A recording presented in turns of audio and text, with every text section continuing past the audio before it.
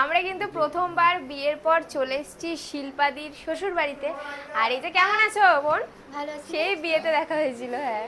তো এই যে শিল্পাদির ফ্ল্যাট, আর এই দেখো শিল্পাদি আর সৈকতদার সেই বিয়ের ফটো। আর এটা কে দিয়েছিল বলো তো? তোমরা কি গেস করতে পারছো? গেস করলে অবশ্যই জানিও কে দিয়েছিল রে সৌমেন। কে দিয়েছিল না? হ্যাঁ দারুণ লাগছে। আবার দেখো ডেটও লেখা রয়েছে বিয়ে। এই তাই তো, এ না। আর এখানে দেখো রিসেপশনে ফটো রয়েছে, এই ফটোটাও কিন্তু দারুণ সুন্দর। এই ফটোটা কে দিয়েছিল শিল্পাদি? এটা আমাদের যে ক্যামেরা করেছে ভাই দিয়েছে, আরেকটা দিয়েছে ছোট মতো বিয়ের, ওটা রাখা। আচ্ছা আমি বুঝতে পারছি না প্রিয়স্মিতা তোমাদের ঘরে এসে না ভাবুক হয়ে গেছে কেন, কবি হয়ে গেছে। ও ফাঁকা দিয়ে দেখছে।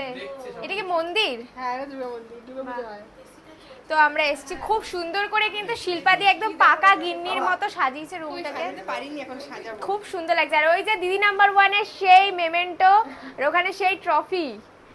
তো চলো এবার কিন্তু আমরা অনেক মজা করবো। এই দেখো সৈকতটা সেই তখন দিয়ে খাটাখাটি করেই যাচ্ছে, আবার তোষক নিয়ে এসছে আমরা এখানে আড্ডা মারবো বলে। তো চলো আমার ফ্রেশ হয়ে নি। খুব ভালো লাগছে সৈকতের আমাদের ভালো লেগেছে এসছে।